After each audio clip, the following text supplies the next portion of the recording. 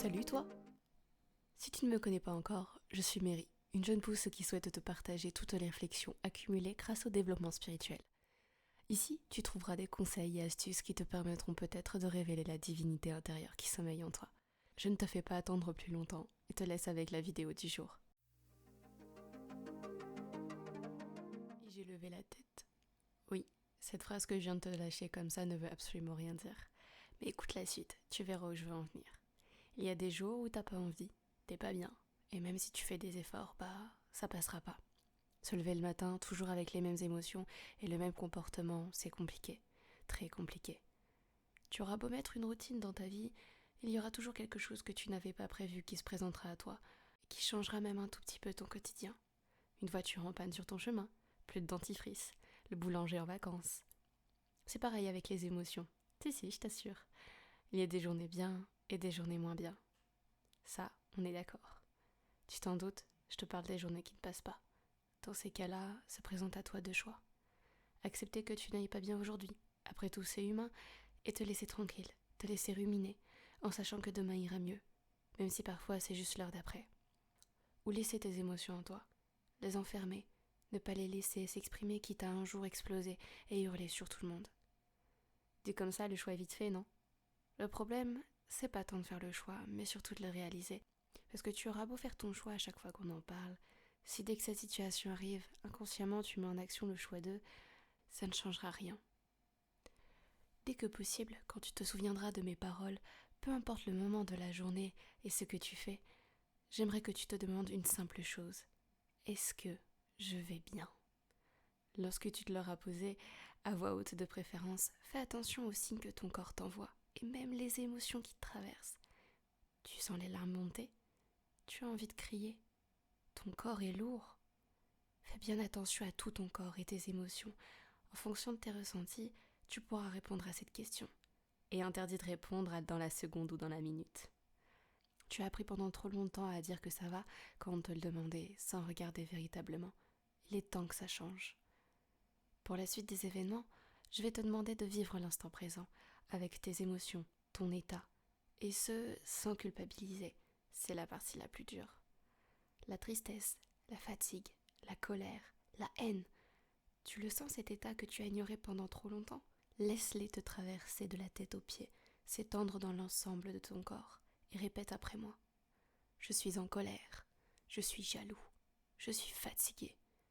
Aujourd'hui, je décide de prendre soin de moi. J'accepte d'être de mauvaise humeur, de réduire le rythme, et si je le peux, j'accepte de consacrer ma journée à mon bien-être, qui est aujourd'hui plus que nécessaire. Comprendre que tu peux décider comment gérer tes émotions, tes actions, tes paroles quand tu y prêtes attention. Tu es humain et il est normal de ressentir et d'exprimer ce que l'on ressent, pour ne pas dire vital. J'aimerais te faire quelques rappels aussi, parce que je sais que l'éducation que l'on nous a apportée penche pour ne pas exprimer notre colère, tristesse. En fait, juste subir et se taire. Après tout, les autres n'ont pas à voir ton état, et encore moins à le subir. Eh bien, c'est faux. Attends 2 minutes que je m'explique. Tu n'es pas responsable de la réaction des gens qui font face à ton état ou tes émotions, tout comme tes paroles. J'ai mis du temps à comprendre cette phrase et pourtant elle est magique. Fais ce que tu veux, dis ce que tu veux. Les autres ne réagiront pas à ta réalité, mais la leur. Quand la société, l'éducation nous apprend qu'il ne faut pas être en colère parce que c'est mal vu ou parce qu'ils ne t'ont rien fait, tu leur fais subir ça. Je vais me répéter.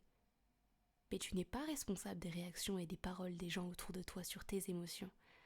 Pour aller plus loin, imagine-toi que chaque être humain sur Terre possède son propre monde. Il est le roi de son monde, comme le pion des autres. Une fois que tu acceptes d'être ces deux côtés, alors leurs paroles, leurs actions et leurs gestes ne te toucheront plus autant qu'avant. Tu auras un recul sur ça. Tu es en colère. Vis ta colère sur le moment, tu ne dois te justifier de rien. Tu es triste, vis ta tristesse. Ne t'empêche pas d'incarner ton être entier parce que tu as peur de déranger ou de faire subir. Parce qu'au final, c'est toi qui subis. Je suis persuadée que lorsque tu sauras être les deux côtés de cette pièce, ta vie entière sera déjà bien chamboulée et ce pour le meilleur. Après cette vidéo, j'espère que tu sauras vivre tes émotions et avoir le recul nécessaire sur les insultes qu'autrui pourrait te dire ou des phrases non plaisantes parce que tu auras décidé de te laisser vivre. Après tout, on ne leur demande rien, on ne dit rien, on vit. Cela les dérange parce qu'ils s'en empêchent eux aussi. Au fur et à mesure du temps, tu deviendras bienveillant, bienveillante envers toi-même, compréhensif, compréhensive.